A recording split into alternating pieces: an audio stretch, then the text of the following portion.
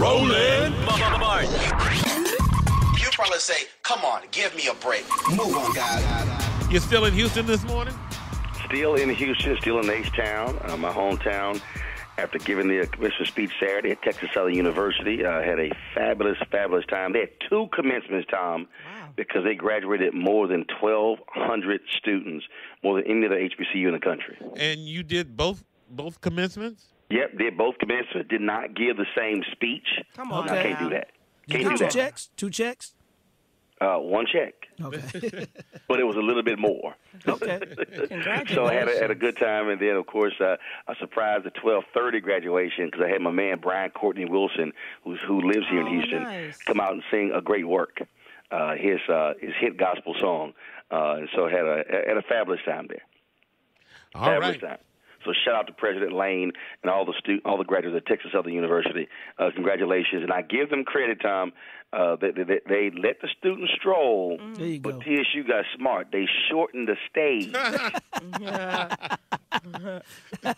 Like one dude, he almost fell off the stage, but they had like, look, we gonna let y'all do your thing, but you ain't gonna have like a long runway. No. That's so smart. Yeah, they're TSU-wise. Yeah, it was pretty good.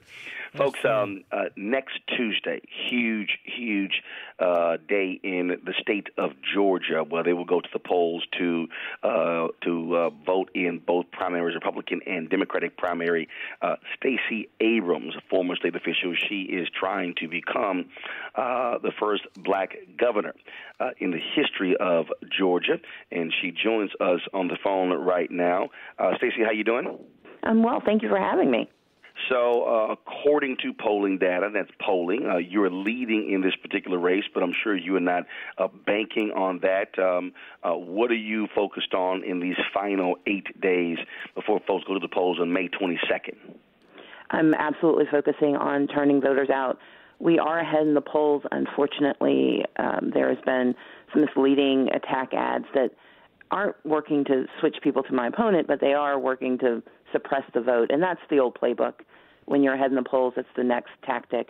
And so our mission is to talk to as many voters as possible across the state and just remind them how important their voices are. What is the most fundamentally important issue that you are making clear to voters why you should become the next governor of Georgia?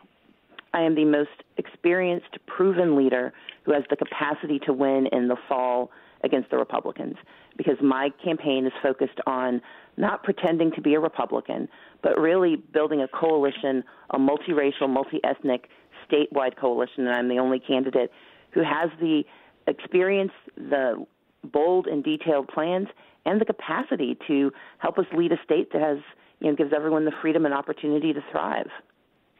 Now, Georgia is considered a red state, but you've worked over the last decade or so to really register the 800,000 or so African Americans, Latinos who are unregistered in the state. What does that number stand right now?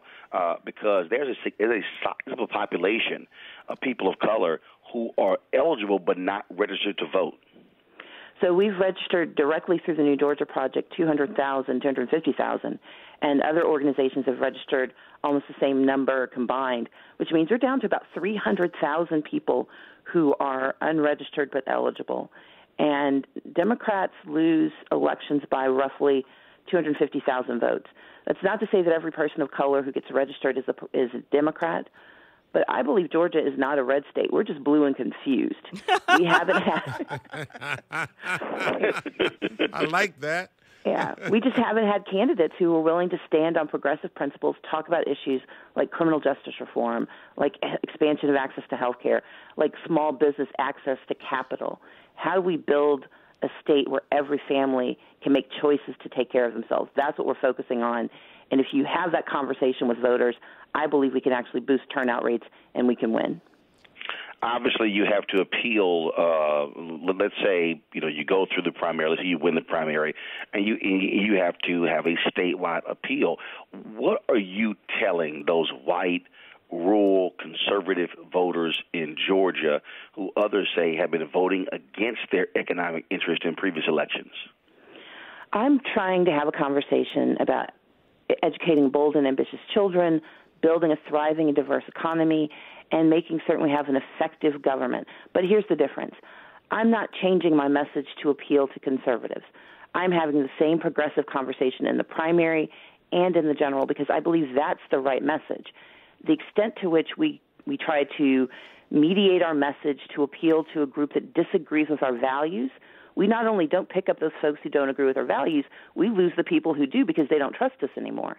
And we've seen that playbook over and over again. My mission is to talk to people who agree with me. The shorthand I use is, I'm not going to spend this campaign trying to convince atheists to become Catholics, which is trying to convince people that their ideologies are wrong. I'm trying to get Baptists to go to church. There are enough people who agree with us who simply don't think that there's a reason to do anything about it. That's how we win. That's how we turn out the voters that I know are in Georgia ready to win. Is the NRA and the Delta relationship, is that an issue in this campaign?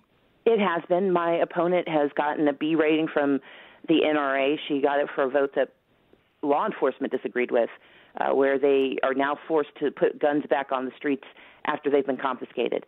I've only ever gotten D's and F's from the NRA, and that's the only bad grades my parents have ever been proud of. Oh, well. Now, this is a statewide election. It so, is. How are you appealing to, the white people in Georgia? So we have a statewide campaign that began in Albany, Georgia, which is southwest Georgia. And as the House Democratic leader for 7 years, I've actually traveled to all but 4 counties in Georgia, and we're about to knock those 4 out. What I have found is that my message resonates across racial lines. But the difference between my campaign and that of my opponent and that of previous candidates is that I'm not trying to pretend that I don't hold the values I hold. What I'm saying is that the values I hold help you have a better life for your family. If you want childcare, I'm your candidate. If you want access to capital for your small business, I'm your candidate. If you want Medicaid expansion so your hospital doesn't shut down, I am your candidate. And criminal justice reform is an issue that it cuts across every community, especially communities that are now experiencing the opioid epidemic. But I know that this has been going on in our communities for decades. And so my focus is how do we help everyone?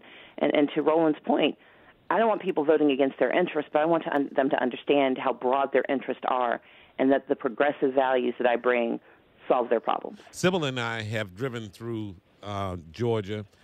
You said you went to Albany, Georgia. We drove from Atlanta to Albany, and I can't tell you how many Confederate flags we saw. That's true, but here's the thing. A third of rural Georgia is African American. 10% is Latino. But a lot of it is Democrats who just simply stopped voting because they stopped hearing candidates who talked about them. When all you hear are people who sound the same, regardless of their party, and your values, your interests are never mentioned, no one talks about rural poverty, no one talks about the fact that maternal mortality rates in those areas are skyrocketing, then you have 3 choices. You can vote Democrat, you can vote Republican, you just not vote. And we have seen candidates on the Democratic side do their best to try to convince Republicans to vote Democratic. It does not work. I believe that you can get people who haven't voted in midterms but voted for President Barack Obama twice. It's almost 900,000 people. We simply have to get them to vote, plus the folks that we've registered to vote in the last 4 years. That's a pool of more than 1 million people who are ready to do something, but they need someone that they can trust to get the work done. Black women are huge, obviously, in Democratic circles, and how do you anticipate them backing you not only in the primary, but if you win come November? I can't take anyone for granted, but we're working hard. I had Tracy Ellis Ross, Rashida Jones, Senator Kamala Harris has been down here.